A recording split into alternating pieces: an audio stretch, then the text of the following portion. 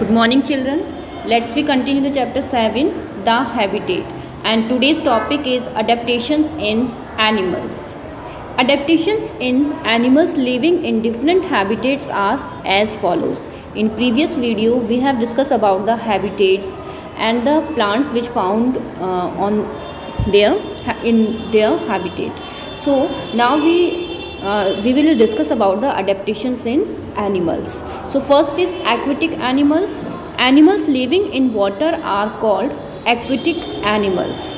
For example, fish, octopus, whale, crabs and lobster.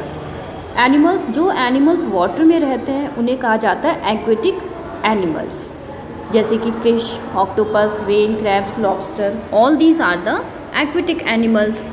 Some adaptations in aquatic animals are as follows.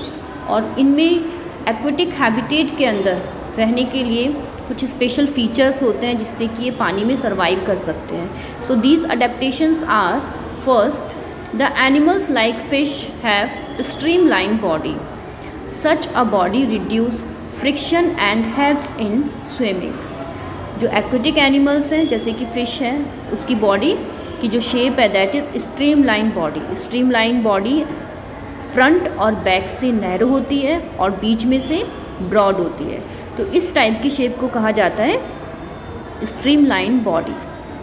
और ये body इस तरह की shape क्यों होती है? आपने देखा है कि बोट की भी ऐसी होती है, ओके, आगे और पीछे से वो नुकीली होती है और बीच में से ब्रॉड होती है. तो इस ऐसी शेप क्यों होती है इनकी? जिससे कि इनको स्विमिंग करने में हेल्प मिले, वाटर के फ्रिक्शन को कम करने के लिए. फ्रिक्शन का मतलब होता है ये एक ऐसा फोर्स है जो कि मूविंग ऑब्जेक्ट को रोकता है. तो फ्रिक्शन कम होने से ऑब्वियसली वो फोर्स कम होगा और ईज़िली एनिमल्स स्विम कर पाएंगे. Second, fins in fish help in swimming. Fish के अंदर जो फिन्स होते हैं वो हेल्प करते हैं स्विमिंग के लिए.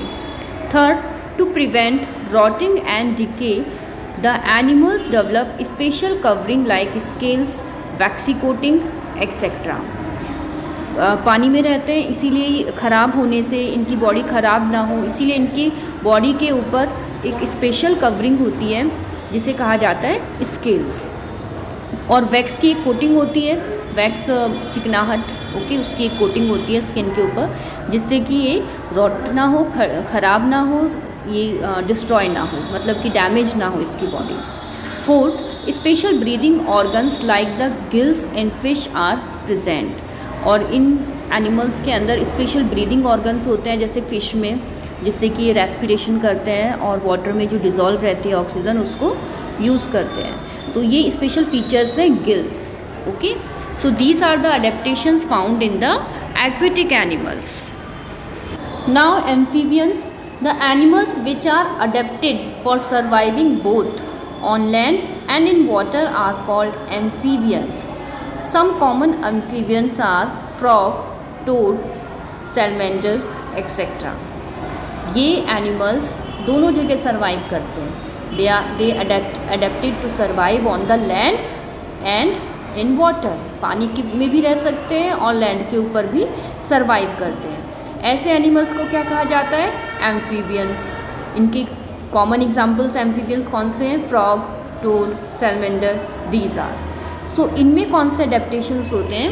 We will discuss about the adaptation found in the amphibians. First, their skin is moist and slimy to help in respiration.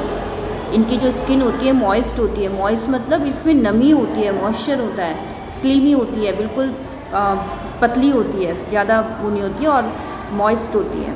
और ये इसलिए होती है क्योंकि इनको हेल्प मिलता है रेस्पिरेशन में. The skin absorb oxygen dissolve in water.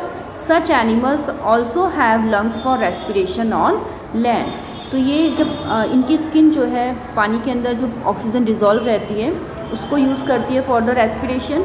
और जब ये लैंड पर रहते हैं तो इनकी बॉडी के अंदर रेस्पिरेटरी ऑर्गन लंग्स होते हैं जो कि रेस्पिरेशन में हेल्प करते हैं.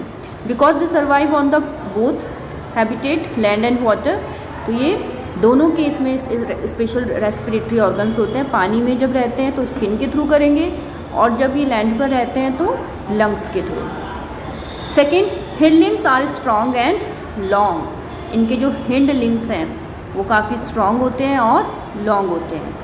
हिंड लेग्स का मतलब जो आगे वाले जो लेग्स होते हैं उन वो स्ट्रॉन्ग और लॉन्ग होते हैं। After then third, they have webbed feet for swimming. Frog में आपने देखा होगा वेब्ड फीट होते हैं, जालीदार, वो हेल्प करते हैं स्विमिंग में। Okay, see the amphibian frog. Next adaptation, they go for a long sleep when it is too hot और टू कोल्ड। सेकेंड थिंग कि जब विंटर आती है या बहुत ज़्यादा ठंडी या गर्मी भी आती है तो ये लॉन्ग स्लीप के लिए, विंटर स्लीप के लिए चले जाते हैं। विंटर स्लीप का मतलब है कि ये खाने को स्टोर कर लेते हैं अपनी बॉडी में एज ए फैट, और जब वेदर कंडीशन इनके अकॉर्डिंग नहीं होती है, फेवरेबल नहीं होती है, तो वो अपनी जगह पर ही रहते हैं काफ़ी टाइम तक, और जो फैट स्टोर कर रखा है वहीं से न्यूट्रिशन लेते हैं। It means they go for the long sleep and this condition is known as hibernation. So इनमें ये एक एडेप्टेशन है। Next, during this period they consume little energy and survive on fat store in their body. तो during इस period जो मैंने भी आपको बताया कि वेदर कंडीशन इनके फेवरेबल नहीं होती है, तो ये लॉन्ग स्लीप के लिए चले जाते हैं। उस टाइम पर ये जो इन्होंने फूड खाया था, स्टोर किया था बॉडी के अंदर एज ए फैट, वहीं से न्यूट्रिशन लेते हैं। Okay, and this term is known as hibernation. तो ये हाइबरनेट हो जाते हैं during winter. Okay, so these are the adaptation found in the amphibians. Now see the photo of salamander, it is also an amphibian. Now some information about the octopus. Octopus have great eyesight. Octopus is an aquatic animal, so it has have a great eyesight. इसकी vision बहुत अच्छा है and ये colour भी change कर लेता है। They can change its color to blend with their surrounding. और ये अपने कलर भी चेंज कर लेता है, अपने सराउंडिंग के अकॉर्डिंग चेंज हो जाता है।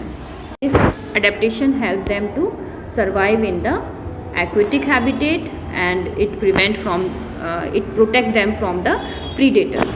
Now children, we will do the long question number 2 and 3. Second question is, why is loamy soil the best soil for growth of plants? Answer is, loamy soil is the best soil for growth of plants because it is a mixture of clay, silt and sand. It has ability to retain lots of water and sufficient air for proper growth of plants. Now third question, how are producers different from consumers? Answer is, producers are green plants. They can prepare their own food by the process of photosynthesis. They use carbon dioxide, water, sunlight and chlorophyll in photosynthesis, while consumers depend on food prepared by plants. Examples, animals and human beings. These are heterotrophs or consumers. So children, do these two questions, question number 3rd and 2nd, in your notebook. Thank you.